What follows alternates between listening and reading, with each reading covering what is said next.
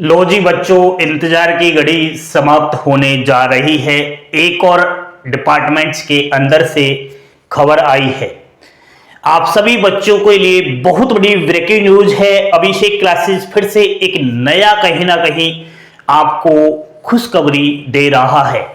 अगर आपको इंतजार है इंडिया पोस्ट ऑफिस ग्रामीण डाक सेवक जीडीएस भर्ती 2024 का भर्ती बहुत नजदीक है। आइए, कहां से खबर लगी है, किस दिन नोटिफिकेशन आ रहा है, बड़ी महत्वपूर्ण जानकारी रहेगी। चैनल पर पहली बार विजिट कर रहे हो, चैनल को सब्सक्राइब करके बेल आइकन वाला बटन दबा लीजिए, ताकि जैसे ही हमारे द्वारा यहां से वीडियो बनाई जाए तुरंत आपके मोबाइल में वह अपडेट मिल जाए और एक सच और सटीक जानकारी आपको उपलब्ध हो सके। अपनी प्यारी प्यारी उंगलियों से लाइक का बटन दबा देना। India post GDS vacancy 2024 schedule first 2024 का बात कर रहा हूं।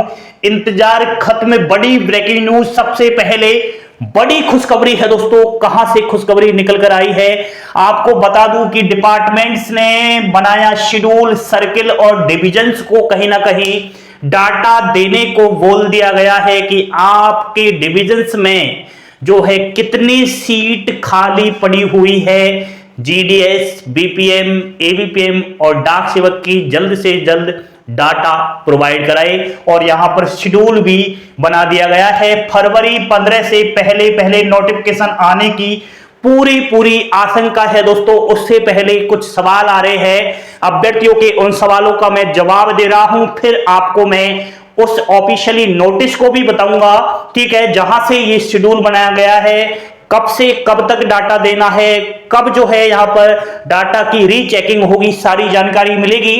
दोस्तों प्रश्न आ रहा है बहुत ज्यादा, सर ये नया जो शेड्यूल आ रहा है 24 का जीडीएस साइकिल 2024, कितने टोटल इसमें पद रहेंगे?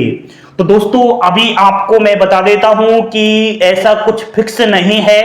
यह जो वैकेंसीज आपकी आती है सर्किल वाइज आती है, 23 सर्किल से निकलकर आती है। अब 23 सर्किल से ऐसा है, कहीं से जीडीएस के ज्यादा पद हो सकते हैं, कहीं से कम हो सकते हैं।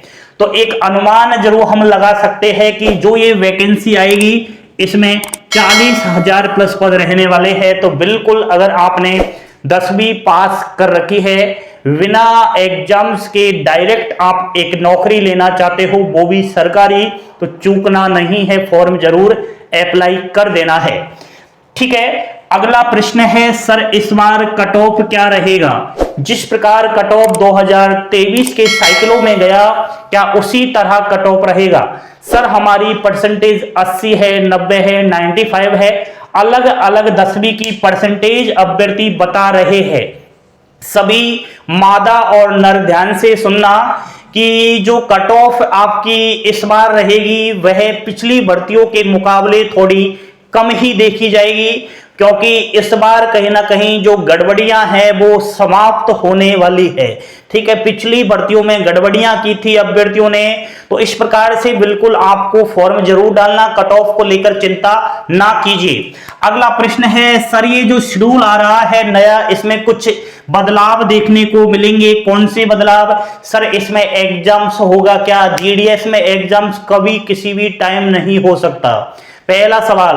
दूसरा बदलाव पूछ रहा है अभ्यर्थी, सर आयु सीमा कितनी रहने वाली है? आयु में छूट दी जाएगी क्या? दोस्तों पहले से ही ऑलरेडी बहुत ज्यादा आयु के मादा और नर को यहां पर फॉर्म अप्लाई करने के लिए बोला जा रहा है। जनरल और ईडब्ल्यूएस की आयु सीमा 18 वर्ष से और 40 वर्ष तक है।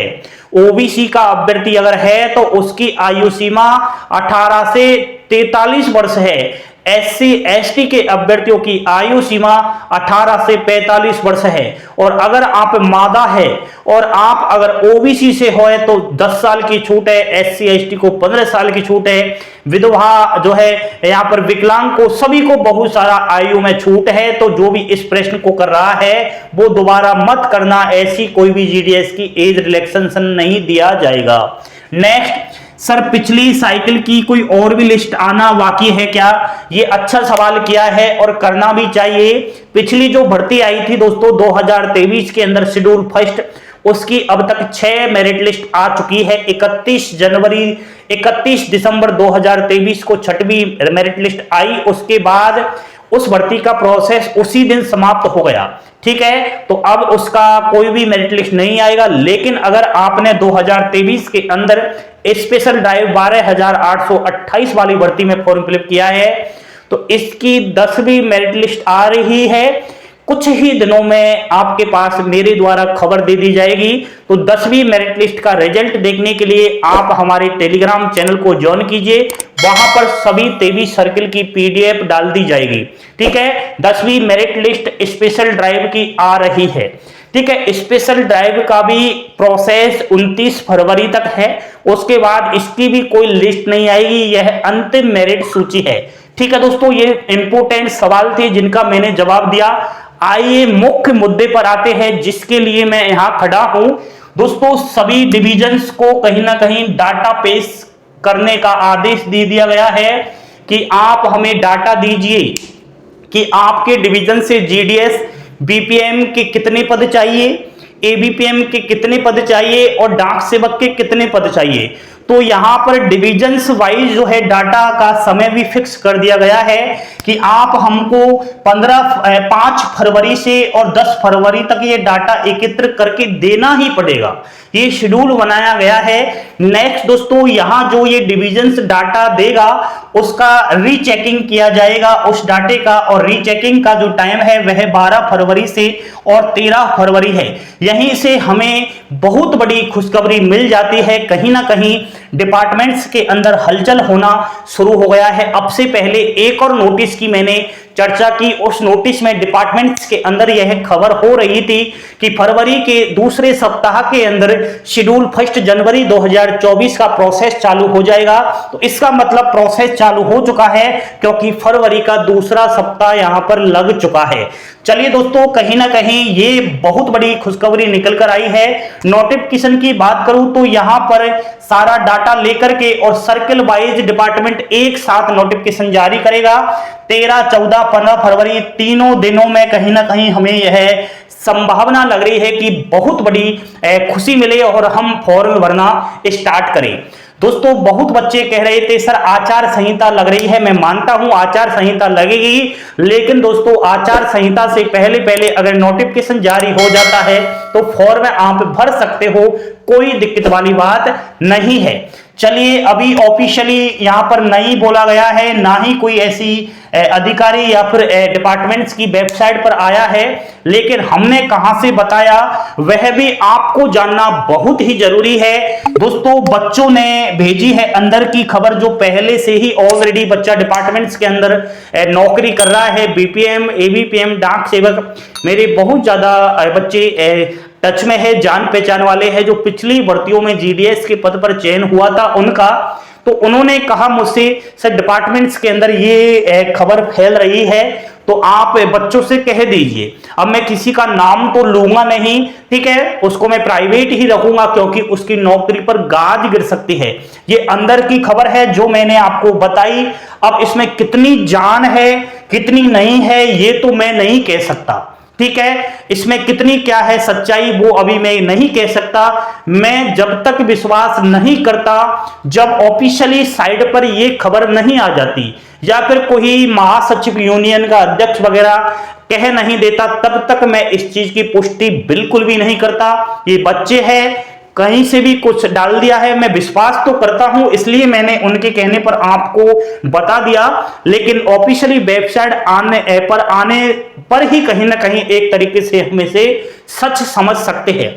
दोस्तों ध्यान देना, यहां पर वैकेंसी तो आनी है, फिक्स है, लेकिन उसी के साथ साथ आपको बिल्कुल अब सतर्क हो जाना है। आवश्यक दस्तावेजों के साथ 10वीं की अंक तालिका यानी कि 10th की मार्कशीट और सर्टिफिकेट बिल्कुल ओरिजिनल आपके पास रखें। दूसरा, आपका डेट ऑफ बर्थ प्रमाण पत्र, जन्म तिथि अगर 10th की मार्कशीट में नहीं है तो वो बिल्कुल उसके लिए तो जन्म प्रमाण पत्र बनवाना पड़ेगा। और मार्कशीट में डेट ऑफ बर्थ है तो फिर आपको डीओवी की कोई भी आवश्यकता नहीं होने वाली।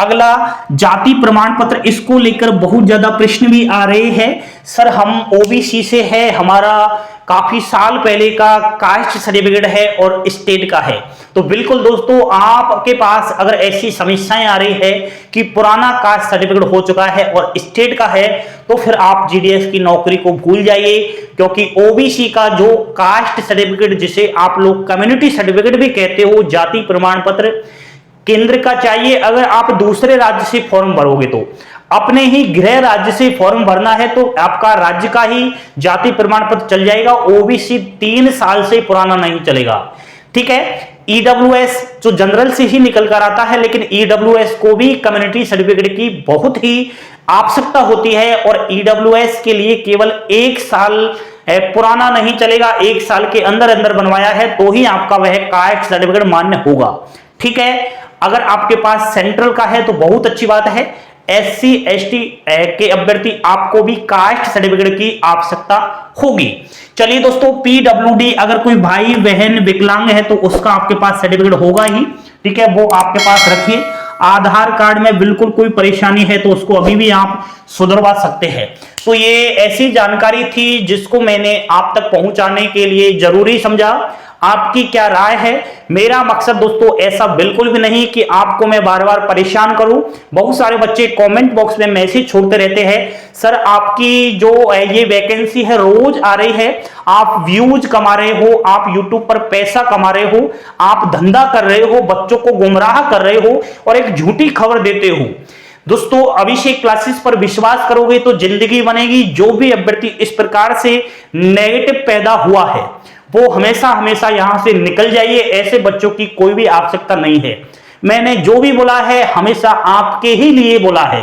अब ये जो खबर लगी है आप तक इसलिए पहुंचाई है क्योंकि आपके ही भाई बहन बार बार पूछते रहते हैं कि सर कहां तक बात आई है, तो बच्चों ने जो कहा वही आप तक पहुंचाया, तो इसमें मेरी क्या गलती है? बाकी दोस्तों, समझदार के लिए इशारा ही काफी है। यहां पर उन्हीं बच्चों का साथ दिया जाएगा जो एक गरीब मेहनती पढ़ने वाला है, जिसको अपने भविष्य की चिंता है, अपने माता पिता का बिल्कुल वह ध्यान रखता है और अपनी गरीबी को दूर करके एक सरकारी नौकरी लेना चाहता है। उसी के लिए अभिषेक क्लासेस यूट्यूब चैनल बनाया गया है। बाकी आपकी सोच कैसी है कैसी नहीं, उससे मुझे कोई फर्क नहीं पड़ता। बहुत सारे आपके ही भाई बहन मेरे साथी हैं जो बहुत अच्छा रेस्पॉन्स देते हैं और वो कमेंट बॉक्स में मैसेज भी छोड़ने वाले हैं कि अभिषेक सर ने जो बोला है वह आज तक सच ही बोला है, ठीक है। और जिस दिन नोटिफिकेशन आएगा सबकी गाल पर तमाचा लगाने वाला हूं। जो भी ये गलत और नेगेटिव कमेंट करते हैं मैं बिल्कुल कॉपी में लिख रहा हूं, सबका नाम लिख रहा हूं। उस दिन नोटिफिकेशन आएगा तो लाइव आकर बोलूंगा इसने क्या बोला था, इसने बोला व्यूज के लिए, इसने बोला पैसों के लिए, सबका नाम लाइव में दूंगा। ये आपसे मैं प्रॉमिस करता हूं। आप तो बस हंसते खेलते मुस्कुराते रहे, जीवन में यही काम आने वाला है। प्यारी प्यारी उंगलियों से like share subscribe. Thank you, धन्यवाद। जय हिंद, जय भारत।